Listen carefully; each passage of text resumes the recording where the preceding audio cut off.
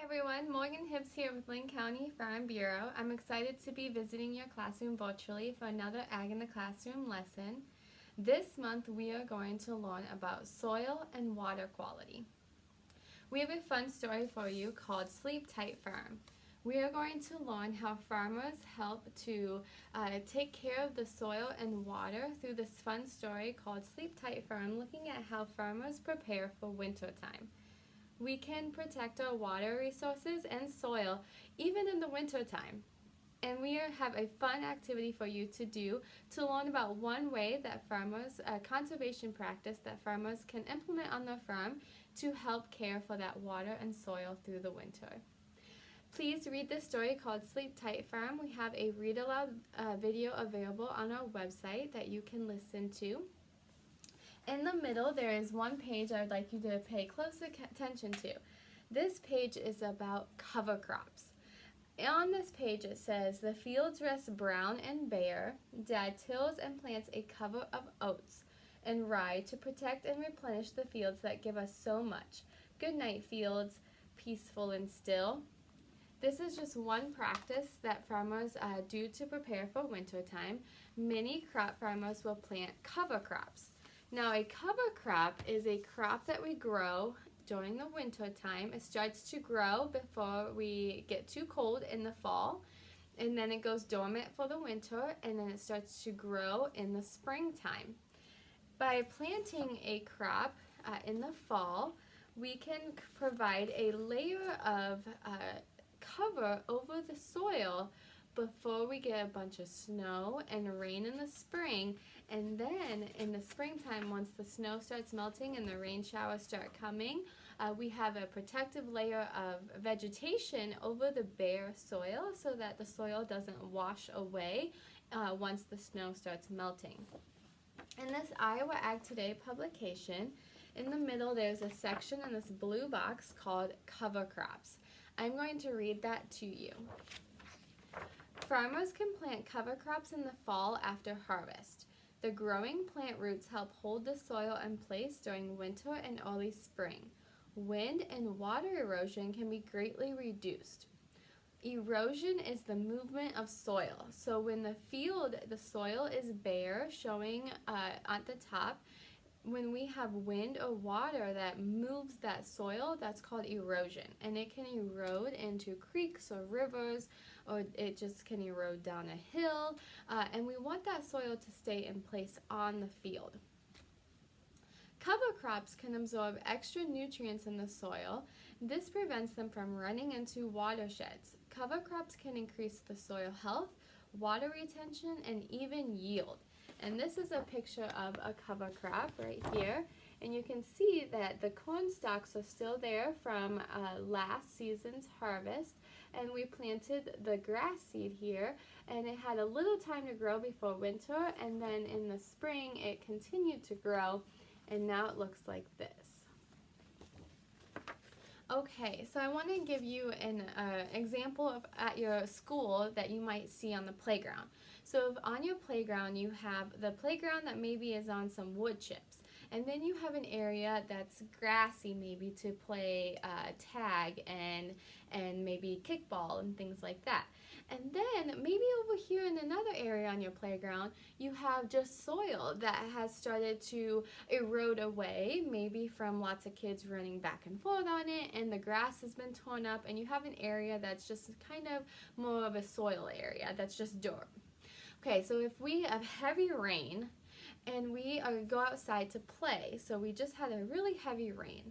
Maybe your mom and dad said, hey, you have a new pair of shoes on. Try not to get too muddy at recess. Where do you think the best place to play at would be?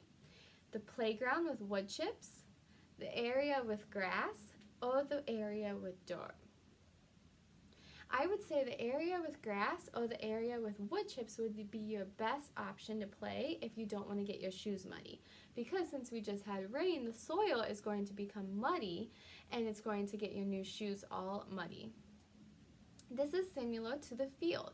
When we have just the bare soil after harvest, when it rains, it becomes muddy and the water can erode that soil. It can move it.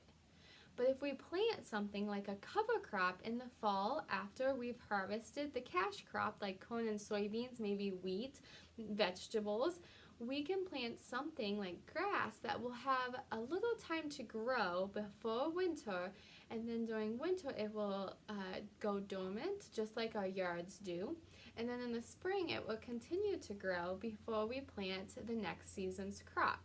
And this will protect it when the snow starts melting and we get April showers, bring May flowers. It will protect that soil and keep it on the field. Okay, today we are going to do a fun activity called Cover Crop Monsters. You are going to create a cover crop monster that is using grass seed. There are different types of seeds that farmers can use to plant cover crops. We can use grass seed, rye, we can even use radishes, something that is going to winter well. And it's going to grow a little bit before winter time. So we are going to create a cover crop monster that actually is using the grass as the hair for the monster, so the top of the monster's head. So the hair is covering the head of the monster just like the grass covers the soil. So the cover crop monster and the cover crops on our field. I'm going to turn the camera around and show you how to set up the science experiment. You will need to take care of your cover crop monster when you get home, and I will explain how to care for it. We have also a cover crop review sheet that has a couple questions on it to review, but also you can draw a picture of your cover crop monster. And then we have questions: what crop did you plant? All of you will be using a grass seed. Why plant cover crops? To increase soil health, winter crop to sell, or keep the soil warm. Why is it called a cover crop? So there's a couple multiple choice there. And when do farmers plant cover crop seeds? So I'd like you to review this as a class. Okay, and let's go ahead and get started on our experiment. For our cover crop monsters, you will need soil, a cup, 3 small rubber bands, permanent marker or googly eyes, a thin pantyhose sock, and some grass seeds. The grass seed in your kit, if you received one of our kits, is pre-treated and only allow teachers to handle the seeds, and wash your hands really good when you have completed the experiment. Okay, so first we are going to add the grass seed to our sock. So we want to open up our pantyhose sock so that it's nice and wide. So if the students want to hold open the grass or the sock like this, so we can add the grass seed. Then the teacher is going to take a spoonful of seed and add it to each student's sock. Be sure to shake it down to the bottom. Then I'll show you a trick. When you have your soil ready, you can open up your sock, place the sock around the cup, and dump it into the sock. Okay, and then each student, this is kind of tricky, but I know you can do it. You're going to form this into a ball or a round shape for your face. So this is going to be your monster's face. Just like this. And it's okay if it's not a complete ball shape because every monster is going to be different. Then we're going to tie this off so that the soil doesn't spill out of our sock. But you want to make sure that you put the grass seed in first because this is the top of the monster and we want the grass to grow as the hair of the monster. Okay, and then you can set it in your cup. This is how you will water your monster. Okay, so now you can either glue googly eyes to your cover crop monster, just like this. Or you can use, if you don't have a hot glue gun, you can also just color some eyes onto our monster. Make sure you use permanent marker though, because we will be watering the cover crop monster. Okay, next we are going to make ears. So you want to pinch some soil.